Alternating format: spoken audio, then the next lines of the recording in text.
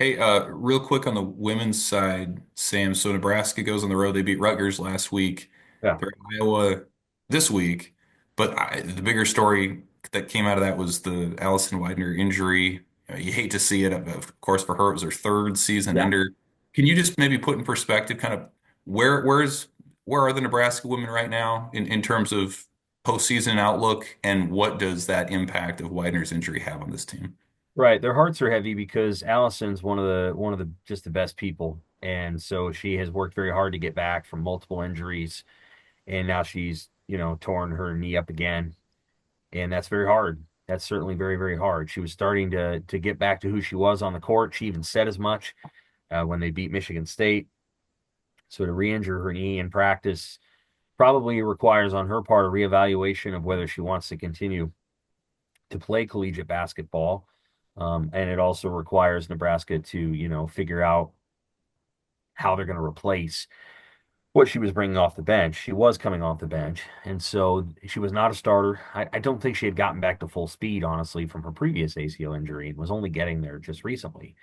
And so I think there is things that Nebraska is going to try to do. I think they've got to lean as much as they can on Britt Prince, the true freshman. I'm sure that's a lot for her to handle. But anybody who watched the Rutgers game and is going to watch them going forward knows that Britt is their best scorer. And Natalie Potts was a huge loss. She's not going to come back this season. Britt is their best scorer. She's probably not their best shooter. That's Logan Nisley, but she's their best scorer. And so they're going to have to find a way. And maybe they found a way late in the game against Rutgers with Alexis Markowski coming out. And they call it a two-man game now, but it's really just a pick and roll. That looked good. And Markowski's really smart, knows how to play the game. Markowski coaches Prince on the floor hard, which I think is good. They have a player leader on the floor, Markowski, and she's still going to get her points and rebounds, but I feel like the team's going to have to fall to Britt Prince's shoulders. I'm not saying she's Caitlin Clark. I don't think there is another Caitlin Clark. I think Caitlin Clark is singular. However, I do think that Britt Prince is somebody who, if you said, "Hey, Britt, we need you to go get 20 every night," I think Britt can do that. And she's got a nice mid-range game. She can get to the cup. She can make plays at the rim. She's a pretty good three-point shooter. I think she will continue to improve there, and they're going to win 18, 19 games, and they're probably going to be in the tournament because the league they're in is so good that they've already kind of won some of the games they need to make the tournament, if that makes any sense.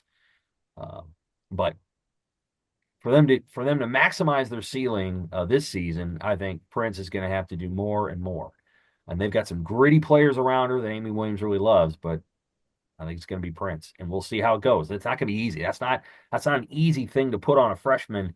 The reality is there have been no freshmen since Jessica Shepard who have been asked to carry the team. I don't know that Britt Prince is necessarily being asked to do that because they have Alexis Markowski, but I think a lot of what happens going forward is Prince. She's playing really well, and she's a great player, and I think they need to give her more, and she needs to take. I guess let's close with this. Do we need to go back and make our last football pick of the year? You won. Oh, You've got okay. I didn't see the final the standings or if that would come down to it. you're way well ahead. Okay. Don't we all agree on who's going to win, or is somebody gonna be take Notre Dame? I think Ohio State. Yeah. Tom? Yeah. Okay. That's where I'm at. And the irony is we went through all this stuff with Ohio State all year long, and then all this stuff for like weeks after the Michigan game. And if they win the national championship, it's what everybody thought was going to happen. It's the kind of redemption story that only the current structure of the playoff would have allowed. Yeah, I mean, you lose that Michigan game any other year, and they're not even in contention. right. And here they are. Very, very, I like, and I don't know that the fan base is like caught up to that notion. You lose to Michigan and your season's done. Now suddenly they could win the national championship. Like how do you process that when your head coach has lost whatever it is, four in a row to Michigan and Yep. you win the title? Very fascinating.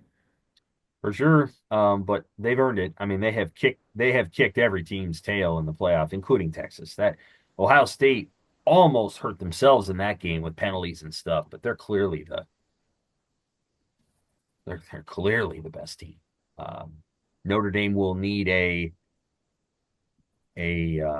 Nebraska against. Florida State effort, and of course Nebraska fell short in that game, or a Penn State versus Miami effort to win, like, or Ohio State versus Miami in '02. Like, it's not a Notre Dame's going to need a lot to win that game, and they might do it. And everybody's going to be rooting for them. That's for sure. That's for sure. It'll be fun. One more college football game, another weekend of the NFL playoffs. My Broncos are out. Your Bears, they We're won never in. the year. You got that going. Tom, are you still call yourself a Chargers fan or no? Oh, not this week. Okay. All right, fair enough. All right, well, everybody enjoy the football. We'll be back next week. There'll be plenty to talk about still. Nebraska will be back in class, and we'll see what the hoops teams do to respond from a pretty tough week. For Tom and Sam, I'm Evan. This is the Pick Six Podcast with the Omaha World Herald. Thanks for listening.